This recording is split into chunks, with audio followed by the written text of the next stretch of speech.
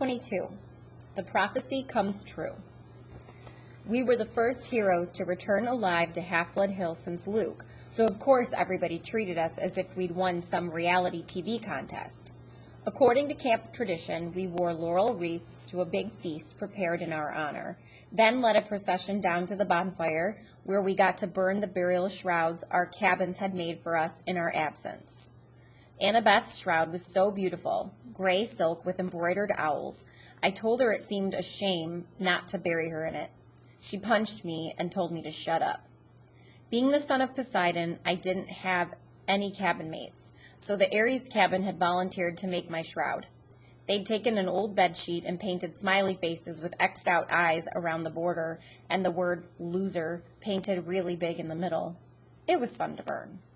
As Apollo's cabin led the sing-along and passed out s'mores, I was surrounded by my old Hermes cabin mates, Annabeth's friends from Athena, and Grover's satyr buddies, who were admiring the brand-new searcher's license he'd received from the Council of Cloven Elders. The council had called Grover's performance on the quest brave to the point of indigestion, horns and whiskers above anything we have seen in the past. The only ones not in a party mood were Clarice and her cabin mates, whose poisonous looks told me they'd never forgive me for disgracing their dad. That was okay with me. Even Dionysus's welcome home speech wasn't enough to dampen my spirits. Yes, so the little brat didn't get himself killed, and now he'll have an even bigger head. Well, huzzah for that. In other announcements, there will be no canoe races this Saturday. I moved back into cabin 3, but it didn't feel so lonely anymore. I had my friends to train with during the day. At night, I lay awake and listened to the sea, knowing my father was out there. Maybe he wasn't quite sure about me yet. Maybe he hadn't even wanted me born, but he was watching. And so far, he was proud of what I'd done. As for my mother, she had a chance at a new life. Her letter arrived a week after I got back to camp. She told me Gabe had left mysteriously, disappeared off the face of the planet. In fact, she'd reported him missing to the police, but she had a funny feeling they would never find him. On a completely unrelated subject, she'd sold her first life-size concrete sculpture entitled The Poker Player to a collector through an art gallery in Soho. She'd gotten so much money for it, she'd put a deposit down on a new apartment and made a payment on her first semester's tuition at NYU. The Soho Gallery was clamoring for more of her work, which they called a huge step forward in super ugly neorealism. But don't worry, my mom wrote, I'm done with sculpture. I've disposed of that box of tools you left me. It's time for me to turn to writing. At the bottom, she wrote a P.S. Percy, I've found a good private school here in the city. I've put a deposit down to hold you a spot in case you want to enroll for 7th grade. You could live at home, but if you want to go year-round at Half-Blood Hill, I'll understand. I folded the note carefully and set it on my bedside table. Every night before I went to sleep, I read it again, and I tried to decide how to answer her. On the 4th of July, the whole camp gathered at the beach for a fireworks display by Cabin 9. Being Hephaestus's kids, they weren't going to settle for a few lame red, white, and blue explosions. They'd anchored a barge offshore and loaded it with rockets the size of Patriot missiles. According to Annabeth, who'd seen the show before, the blasts would be sequenced so tightly they'd look like frames of animation across the sky. The finale was supposed to be a couple of 100-foot-tall Spartan warriors who would crackle to life above the ocean, fight a battle, then explode into a million colors. As Annabeth and I were spreading a picnic blanket, Grover showed up to tell us goodbye. He was dressed in his usual jeans and t-shirt and sneakers, but in the last few weeks he'd started to look older, almost high school age. His goatee had gotten thicker. He'd put on weight. His horns had grown at least an inch, so now he had to wear his Rasta cap all the time to pass as human. I'm off, he said. I just came to say, well, you know. I tried to feel happy for him. After all, it wasn't every day a satyr got permission to go look for the great god Pan. But it was hard saying goodbye. I'd only known Grover a year, yet he was my oldest friend. Annabeth gave him a hug. She told him to keep his fake feet on. I asked him where he was going to search first. Kind of a secret, he said, looking embarrassed. I wish you could come with me, guys, but humans and Pan... We understand, Annabeth said. You got enough tin cans for the trip? Yeah. And you remembered your reed pipes? Geez, Annabeth, he grumbled. You're like an old mama goat. But he didn't really sound annoyed. He gripped his walking stick and slung a backpack over his shoulder. He looked like any hitchhiker you might see on an American highway, nothing like the little renty boy I used to defend from bullies at Yancey Academy. Well, he said, wish me luck. He gave Annabeth another hug. He clapped me on the shoulder, then headed back through the dunes. Fireworks exploded to life overhead. Hercules killing the Nemean lion, Artemis chasing the boar, George Washington, who, by the way, was a son of Athena, crossing the Delaware. Hey, Grover, I called. He turned at the edge of the woods. Wherever you're going, I hope they make good enchiladas. Grover grinned, and then he was gone, the trees closing around him. We'll see him again, Annabeth said. I tried to believe it. The fact that no searcher had ever come back in 2,000 years, well, I decided not to think about that. Grover would be the first. He had to be. July passed. I spent my days devising new strategies for Capture the Flag and making alliances with the other cabins to keep the banner out of Ares' hands. I got to the top of the climbing wall for the first time without getting scorched by lava. From time to time, I'd walk past the big house, glance up at the attic windows, and think about the oracle. I tried to convince myself that its prophecy had come to completion. You shall go west and face the god who has turned. Been there, done that, even though the traitor god had turned out to be Ares rather than Hades. You shall find what was stolen and see it safe returned. Check. 1 master bolt delivered. 1 helm of darkness back on Hades' oily head. You shall be betrayed by one who calls you a friend. This line still bothered me. Ares had pretended to be my friend, then betrayed me. That must be what the oracle meant. And you shall fail to save what matters most in the end. I had failed to save my mom, but only because I'd let her save herself, and I knew that was the right thing. So why was I still uneasy? The last night of the summer session came all too quickly. The campers had one last meal together. We burned part of our dinner for the gods. At the bonfire, the senior counselors awarded the end of the summer beads. I got my own leather necklace, and when I saw the bead for my first summer, I was glad the firelight covered my blushing. The design was pitch black, with a sea green trident shimmering in the center. The choice was unanimous, Luke announced. This bead commemorates the first son of the sea god at this camp and the quest he undertook into the darkest part of the underworld to stop a war. The entire camp got to their feet and cheered. Even Ares' cabin felt obliged to stand. Athena's cabin steered Annabeth to the front so she could share in the applause. I'm not sure I'd ever felt as happy or sad as I did at that moment. I'd finally found a family, people who cared about me and thought I'd done something right. And in the morning, most of them would be leaving for the year. The next morning, I found a form letter on my bedside table. I knew Dionysus must have filled it out because he stubbornly insisted on getting my name wrong. Dear Peter Johnson, if you intend to stay at Camp Half-Blood year-round, you must inform the big house by noon today. If you do not announce your intentions, we will assume you have vacated your cabin or died a horrible death. Cleaning harpies will begin work at sundown. They will be authorized to eat any unregistered campers. All personal articles left behind will be incinerated in the lava pit.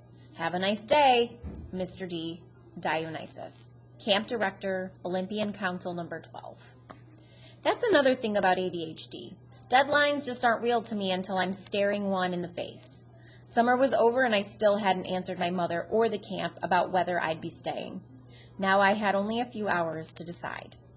The decision should have been easy. I mean, 9 months of hero training or 9 months of sitting in a classroom. Duh. But there was my mom to consider. For the first time, I had the chance to live with her for a whole year without Gabe. I had a chance to be at home and knock around the city in my free time. I remembered what Annabeth had said so long ago on our quest. The real world is where the monsters are. That's where you learn whether you're any good or not. I thought about the fate of Thalia, daughter of Zeus. I wondered how many monsters would attack me if I left Half-Blood Hill. If I stayed in one place for a whole school year without Chiron or my friends, around to help me, would my mother and I even survive until the next summer? That was assuming the spelling tests and 5-paragraph essays didn't kill me. I decided I'd go down to the arena and do some sword practice. Maybe that would clear my head. The campgrounds were mostly deserted, shimmering in the August heat. All the campers were in their cabins, packing up or running around with brooms and mops, getting ready for final inspection. Argus was helping some of the Aphrodite kids haul their Gucci suitcases and makeup kits over the hill, where the camp shuttle bus would be waiting to take them to the airport. Don't think about leaving yet, I told myself. Just train. I got to the sword fighters arena and found that Luke had the same idea. His gym bag was plopped at the edge of the stage. He was working solo, wailing on battle dummies with a sword I'd never seen before. It must have been a regular steel blade because he was slashing the dummies' heads right off, stabbing through their straw-stuffed guts. His orange counselor's shirt was dripping with sweat. His expression was so intense, his life might have really been in danger. I watched, fascinated, as he disemboweled the whole row of dummies, hacking off limbs and basically reducing them to a pile of straw and armor. They were only dummies, but I still couldn't help but being awed by Luke's skill. The guy was an incredible fighter. It made me wonder again how he possibly could have failed at his quest. Finally, he saw me and stopped mid-swing. Percy. Sorry, I said, embarrassed. It's okay, he said, lowering his sword. Just doing some last-minute practice. Those dummies won't be bothering anybody anymore. Luke shrugged. We build new ones every summer. Now that his sword wasn't swirling around, I could see something odd about it. The blade was 2 different types of metal, one edge bronze and the other steel. Luke noticed me looking at it. Oh, this? New toy. This is Backbiter. Backbiter? Luke turned the blade in the light so it glinted wickedly. One side is celestial bronze, the other is tempered steel. Works on mortals and immortals both. I thought about what Chiron had told me when I started my quest, that a hero should never harm mortals unless absolutely necessary. I didn't know they could make weapons like that. They probably can't, Luke agreed. It's one of a kind. He gave me a tiny smile, then slid the sword into its scabbard. Listen, I was going to come looking for you. What do you say we go down to the woods one last time, look for something to fight? I don't know why I hesitated. I should have felt relieved that Luke was being so friendly. Ever since I'd gotten back from the quest, he'd been acting a little distant. I was afraid he might resent me for all the attention I'd gotten. You think it's a good idea? I asked. Aw, come on. He rummaged in his gym bag and pulled out a 6-pack of Cokes. Drinks are on me. I stared at the Cokes, wondering where the heck he'd gotten them. There were no regular mortal sodas at the camp store. No way to smuggle them in unless you talked to a satyr, maybe. Of course, the magic dinner goblets would fill with anything you want, but it just didn't taste the same as a real Coke straight out of the can. Sugar and caffeine. My willpower crumbled. Sure, I decided. Why not? We walked down to the woods and kicked around for some kind of monster to fight, but it was too hot. All the monsters with any sense must have been taking siestas in their nice, cool caves. We found a shady spot by the creek where I'd broken Clarissa's spear during my first Capture the Flag game. We sat on a big rock, drank our Cokes, and watched the sunlight in the woods. After a while, Luke said, You miss being on a quest? With monsters attacking me every 3 feet? Are you kidding? Luke raised an eyebrow. Yeah, I miss it, I admitted. You? A shadow passed over his face. I was used to hearing from the girls how good-looking Luke was, but at the moment he looked weary and angry, and not at all handsome. His blonde hair was gray in the sunlight. The scar on his face looked deeper than usual. I could imagine him as an old man. I've lived at Half-Blood Hill year-round since I was 14, he told me. Ever since Thalia, well, you know. I trained and trained and trained. I never got to be a normal teenager out there in the real world. Then they threw me one quest, and when I came back, it was like, okay, ride's over, have a nice life. He crumpled his Coke can and threw it into the creek, which really shocked me. One of the first things you learn at Camp Half-Blood is don't litter. You'll hear from the nymphs and the naiads. They'll get even. You'll crawl into bed one night and find your sheets filled with centipedes and mud. The heck with laurel wreaths, Luke said. I'm not going to end up like those dusty trophies in the big house attic. You make it sound like you're leaving. Luke gave me a twisted smile. Oh, I'm leaving all right, Percy. I brought you down here to say goodbye." He snapped his fingers. A small fire burned a hole in the ground at my feet. Out crawled something glistening black about the size of my hand. A scorpion. I started to go for my pen. "I wouldn't," Luke cautioned. "Pit scorpions can jump up to 15 feet. Its stinger can pierce right through your clothes. You'll be dead in 60 seconds. "Luke, what?" Then it hit me. "You will be betrayed by one who calls you a friend." "You," I said. He stood calmly and brushed off his jeans. The scorpion paid him no attention. It kept its beady black eyes on me, clamping its pincers as it crawled onto my shoe. "I saw a lot out there in the world, Percy," Luke said.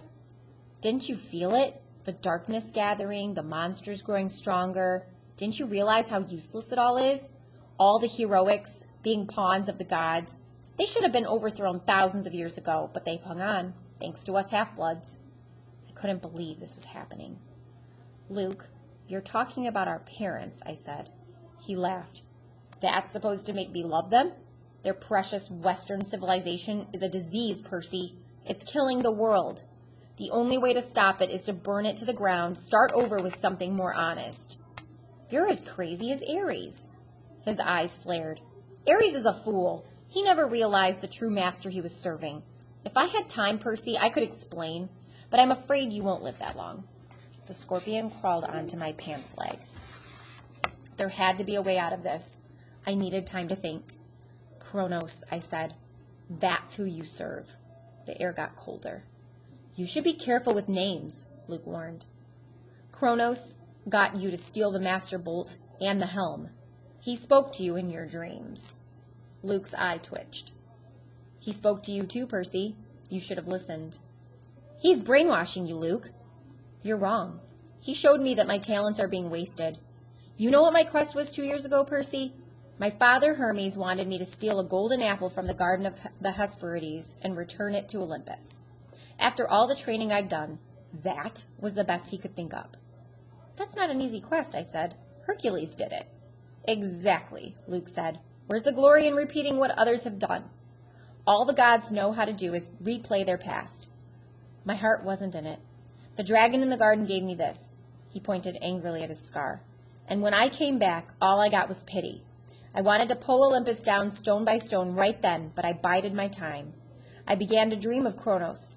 He convinced me to steal something worthwhile, something no hero had ever had the courage to take.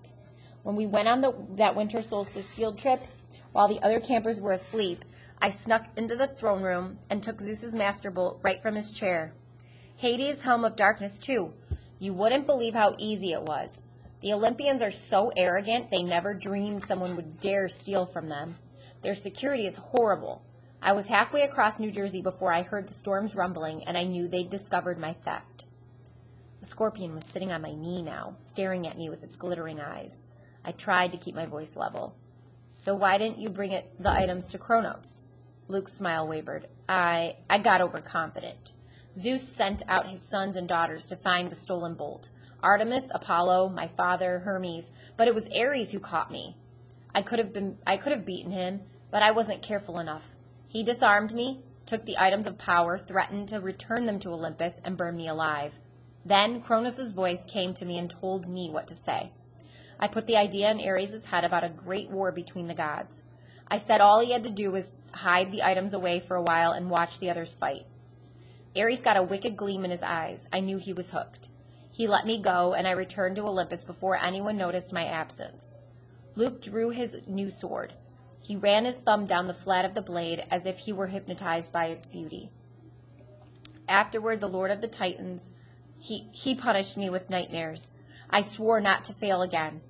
Back at Camp Half-Blood in my dreams, I was told that a second hero would arrive, one who could be tricked into taking the bolt and the helm and the rest of the way from Ares down to Tartarus. You summoned the Hellhound at night in the forest. We had to make Chiron think the camp wasn't safe for you, so he would start you on your quest. We had to confirm his fears that Hades was after you, and it worked." "The flying shoes were cursed," I said.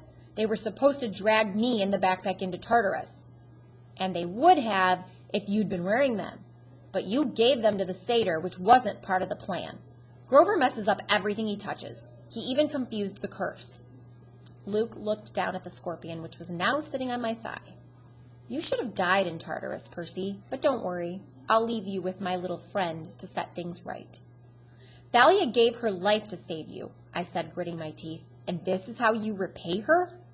Don't speak of Thalia, he shouted. The gods let her die. That's one of the many things they will pay for. You're being used, Luke. You and Ares both. Don't listen to Kronos. I've been used? Luke's voice turned shrill. Look at yourself. What has your dad ever done for you? Kronos will rise. You've only delayed his plans. He will cast the Olympians into Tartarus and drive humanity back to their caves. All except the strongest, the ones who serve him. Call off the bug, I said. If you're so strong, fight me yourself. Luke smiled. Nice try, Percy, but I'm not Ares. You can't bait me. My lord is waiting, and he's got plenty of quests for me to undertake. Luke. Goodbye, Percy. There's a new golden age coming. You won't be part of it.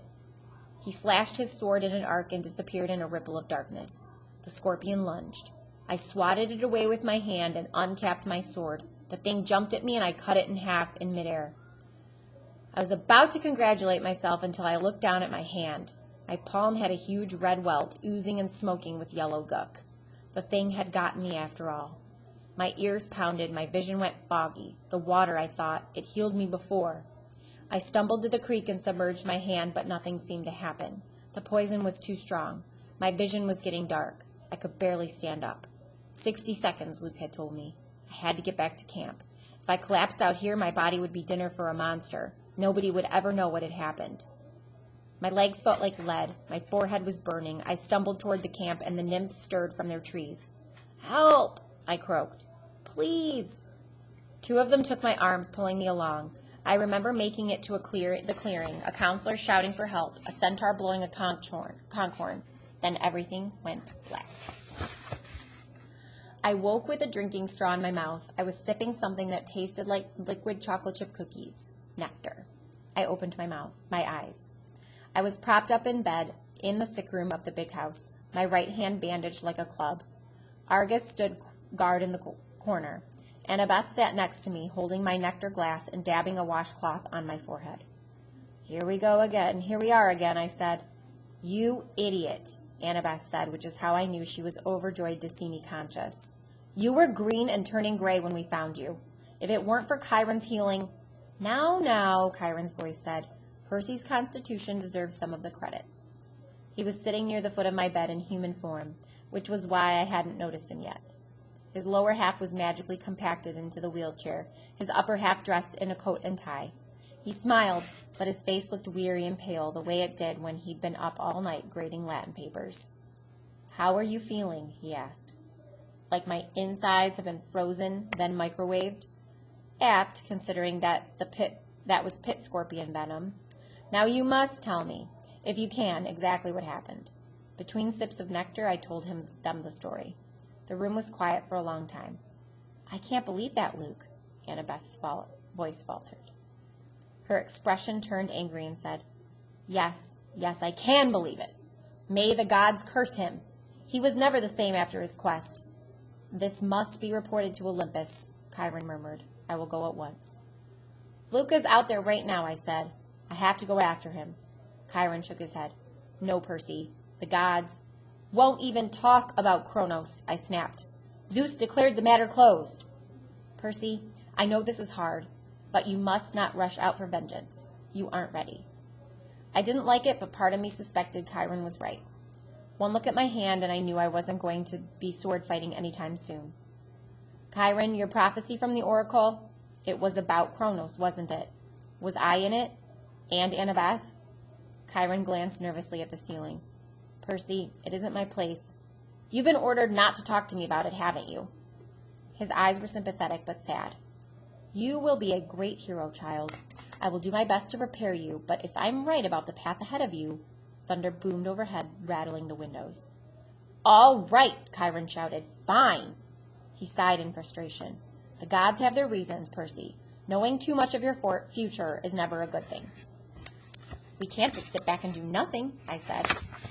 We will not sit back, Chiron promised, but you must be careful. Kronos wants you to come unraveled. He wants your life disrupted, your thoughts clouded with fear and anger. Do not give him what he wants. Train patiently. Your time will come. Assuming I live that long, Chiron put his hand on my ankle. You'll have to trust me, Percy. You will live. But first, you must decide your path for the coming year. I cannot tell you the right choice. I got the feeling that he had a very definite opinion, and it was taking all his willpower not to advise me. But you must decide whether to stay at Camp Half-Blood year-round or return to the mortal world for 7th grade and be a summer camper. Think on that. When I get back from Olympus, you must tell me your decision. I wanted to protest. I wanted to ask him more questions, but his expression told me there could be no more discussion. He had said as much as he could. I'll be back as soon as I can, Chiron promised. Argus will watch over you. He glanced at Annabeth. Oh, and my dear, whenever you're ready, they're here. Who's here? I asked. Nobody answered. Chiron rolled himself out of the room. I heard the wheels of his chair clunk carefully down the front steps, 2 at a time. Annabeth studied the ice in my drink. What's wrong? I asked her. Nothing. She set the glass on the table. I just took your advice about something. You, need anything? Yeah, help me up. I want to go outside. Percy, that isn't a good idea. I slid my legs out of bed. Annabeth caught me before I could crumple to the floor. A wave of nausea rolled over me. Annabeth said, I told you. I'm fine, I insisted. I didn't want to lie in bed like an invalid while Luke was out there planning to destroy the Western world. I managed to step forward, then another, still leaning heavily on Annabeth. Argus followed us outside, but he kept his distance. By the time we reached the porch, my face was beaded with sweat. My stomach had twisted into knots, but I had managed to make it all the way to the railing. It was dusk. The camp looked completely deserted. The cabins were dark and the volleyball pit silent. No canoes cut the surface of the lake. Beyond the woods and the strawberry fields, the Long Island Sound glittered in the last light of the sun. What are you going to do? Annabeth asked me. I don't know.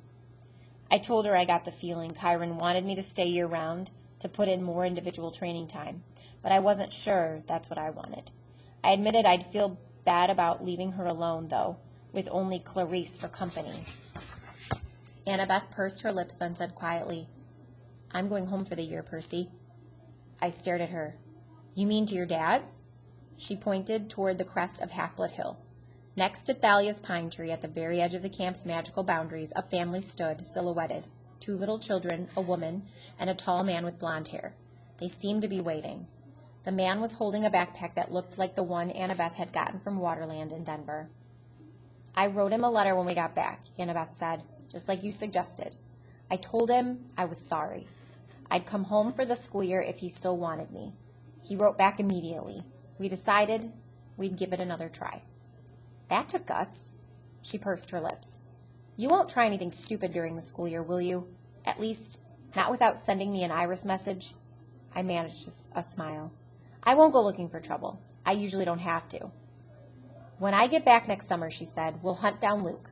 We'll ask for a quest, but if we don't get approval, we'll sneak off and do it anyway. Agreed? Sounds like a plan worthy of Athena. She held out her hand. I shook it. Take care, Seaweed Brain, Annabeth told me. Keep your eyes open.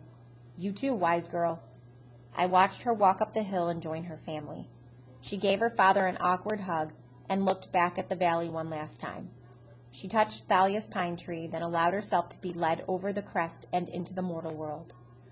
For the first time at camp, I felt truly alone. I looked out at Long Island Sound, and I remembered my father saying, the sea does not like to be restrained. I made my decision. I wondered if Poseidon were watching, would he approve of my choice? I'll be back next summer, I promised him. I'll survive until then. After all, I am your son. I asked Argus to take me down to Cabin 3 so I could pack my bags for home.